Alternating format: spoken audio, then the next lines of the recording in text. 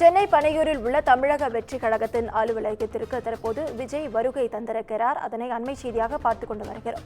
பனையூர் கட்சி அலுவலகத்தில் தவேக நிர்வாகிகளுடன் விஜய் ஆலோசனை மேற்கொள்ள உள்ள நிலையில் தற்போது விஜய் வருகை தந்திருக்கிறார்.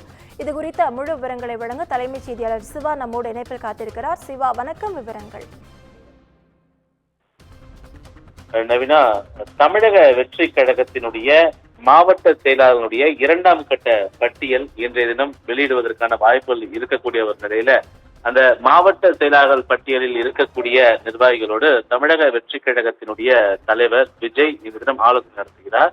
எனவே அதற்காக சென்னை பனையூரில் இருக்கக்கூடிய தவேகவினுடைய தலைமை அலுவலகத்திற்கு விஜய் தற்போது வருகை தந்திருக்கிறார். அவருக்கு விஜயினுடைய ரசிகர்களும் தமிழக வெற்றி கழகத்தினுடைய நிர்வாகிகளும் வரவேற்பு வழங்கியிருக்கக்கூடிய அந்த காட்சிகளை நாம் பார்த்து வருகிறோம்.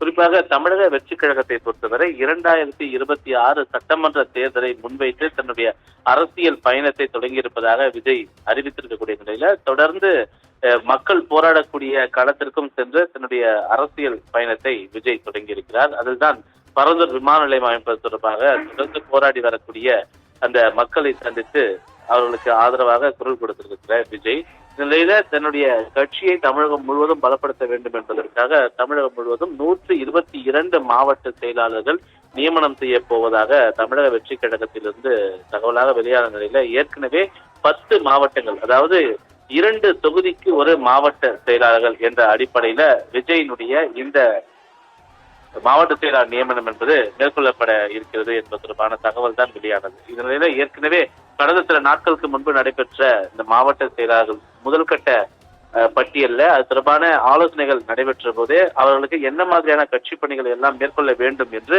பல்வேறு அறிவுரைகளை எல்லாம் விஜய் வழங்கியிருந்தார். அப்போது அரியலூர், ராணிப்பேட்டை, ஈரோடு, கடலூர், கரூர், கள்ளக்குறிச்சி, கோவை, சேலம், தஞ்சாவூர், நாமக்கல் உள்ளிட்ட இந்த மாவட்டங்கள்ல இருக்கக்கூடிய மாவட்ட செயலாளர்கள் நியமனம், மாவட்ட செயலாளர் மட்டுமல்லாமல் இணை செயலாளர், துணை செயலாளர், பொருளாளர் உள்ளிட்ட கிட்டத்தட்ட ஒரு மாவட்டத்திற்கு 12 முக்கிய பொறுப்பாளர்கள் கொண்ட ஒரு பட்டியல் என்பது அன்றைய தினம் வெளியிடப்பட்டிருந்தது.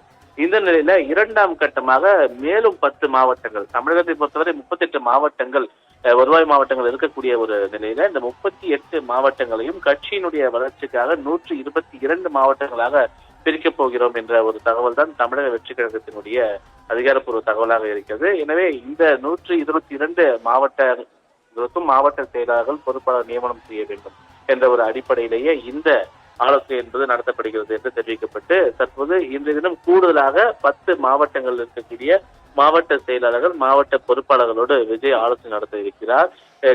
சரியாக தேர்தல் எதிர்கொள்வதற்கு இன்னும் ஓராண்டு காலமே இருக்கக்கூடிய நிலையில அதற்கு முன்னதாக தமிழக வெற்றி கழகத்தில் இருக்கக்கூடிய நிர்வாகிகள் என்ன மாதிரியான பணிகளை மேற்கொள்ள வேண்டும் என்பதற்கான ஒரு அறிவுறுத்தல் என்பது வழங்கப்பட இருக்கிறது.